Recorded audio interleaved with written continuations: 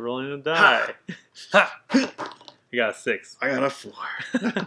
Welcome, everybody. My name's Aaron. And I'm Jose. And we're the Board Game Brothers, and welcome to another episode of ABCs of Board Gaming. And the game we're going to be talking about this week is Five Tribes.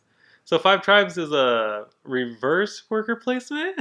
Yeah, it is. Yeah, it's like it has like a little Mancala mechanism where you're taking pieces off the board. But the board, there's a whole bunch of meeples all over, like 3 per space. And the way the game works is you're moving meeples, and wherever you move the last one, you take off the color meeple that matches on the space you landed on, and you get an effect, 2 effects. One from the color meeple you landed on, Yep. and the other one from the space that you landed on. Mm-hmm. And it's just all about getting points. Points wins the game in this one. Yeah, and all the tile spaces, like if you can clear a tile, it'll give you points for owning that tile because you place your camel on it. And yeah, like all the little ones you can collect, either the viziers or the elders, I believe they're called. I think so. And those also are worth points on their own.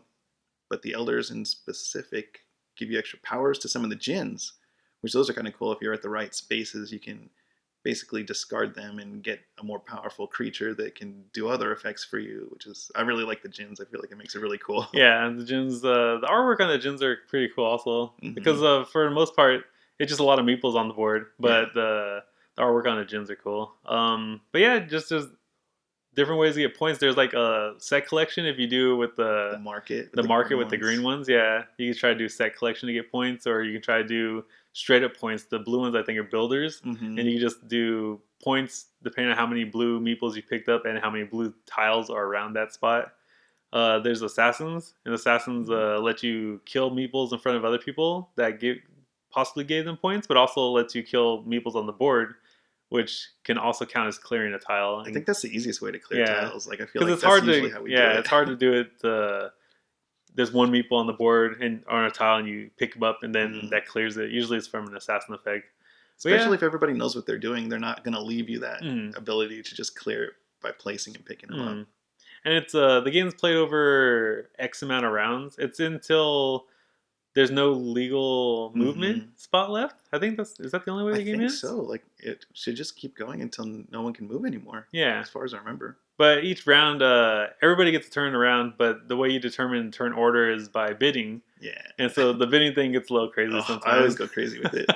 I'm like, I'll max bid, I don't care. And then I never make it the best optimal move for it anyway. It's because sometimes you see a really good spot that you want to go, and you're like, it's not as good but, as like but is it worth it to spend like 5 coins, or should I like secure it with like the max of 18? And I've never bid 18. I lost track of how many times I max bid because I just do it just because. But sometimes you just see a lot of different options, and you're trying to be like, okay, I don't know if anyone else sees that, but they might see it. And what the cool thing about it also is that it's the move you see might not even be there if you're not first. If I don't even look at the board when it's not my turn. Yeah, I'm like, it's going to be totally because different. Because depending on how people move their meeples, they're adding meeples to different spots on the board, which adds more movements to the spot you were trying to. So you might not be able to land where you wanted to, or the colors might be a little different. But yeah, it's just you have to be able to be fluid or adapt to whatever the board has out for you. I was remembering too this rule about the market. When you have all those cards and sets, you can actually sell those sets right away to have money for bids, which I don't think we ever really used that mechanism to get extra money. We either pick up the blue ones, or just most people are better with their bidding income than I was, so they never were short on cash. But I always remembered that was a thing because I was low most of the time. Because I don't remember how much how many different cards there were for a total set, 7 or 8 different cards or something like that. But at any point in time, you could just say, oh, the set of 5 I have, I'm going to cash it in for money. So you're kind of foregoing that set to try to get the maximum you can get for it, but you could always just get rid of it at any point to get money, like you said, for the bidding and everything. And it's worth the same amount if you keep it till the end of the game. If Unless you cash it in one final time. But if you needed money for bidding, you could still do that. Which I feel like we never really use, but it's a thing. It's there, yeah. But the other thing I like about this game is just the variability of it. Because all the tiles, there's 30 tiles, I think. I think so. They're all shuffled and placed out to make the board. And also, you're placing 3 random meeples from a bag onto each tile. So it's really different every every time. The board layout could be different, where things are where they are, plus all the different colors of meeples just from the base set too. Yeah, like, we have the expansions, but we haven't like exhausted the base game on its own. Like I feel like it already has a lot of replayability just in the base game.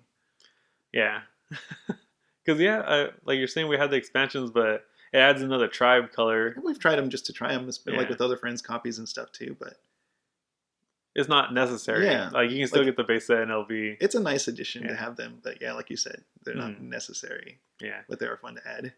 Yeah, I feel like this is a pretty not lightweight game, but not like crazy heavy. But it does. It's a good thinking game. You sit down and think for a little while. Sometimes we're just looking at the board like, oh, what can I do? Because there's like options. There's so many options you can do.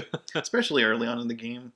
Towards the end, it'll go quicker because you're running out of legal moves. But yeah, at the beginning, and like we said earlier, I don't like to look at the board until it's my turn. And even then, once everything's changed, like, okay, now that this is here, let's see what I can do. And then, so everyone usually takes a little bit of time, and that's natural in this game, for it to take a little time on each turn. Yeah, and that's the other way I just remembered how the game could end. It's not just if there's no legal move, it's if all the camels are out. Because everybody has like 8 camels of their color. Most those are all placed. And when you clear a tile, you put a camel on there to show that you're going to get those points, and that's your tile. No one else can control it. They can still get the effects of dropping off meeples on there, but you control it for points and stuff at the end of the game. Right. But yeah, that's another way the game trigger can end. Just all your camels are out. And so it gets a little scary sometimes. Like you see someone claiming tile after tile, and you're like, they only have 2 camels left. Yeah. Like, oh no. But I like it. I played it once, and I went out and bought it because I liked it a lot. It was funny too because I remember you described it to me and said, I really like this game, I'm going to get it. And just from you describing it, I was getting excited. I was like, yeah, it does sound really cool. But yeah, that's 5 Tribes. If you think it sounds fun, you should check it out because I think it's pretty fun. Yeah, definitely worth it. But yeah, we'll see you next time. Bye. Bye.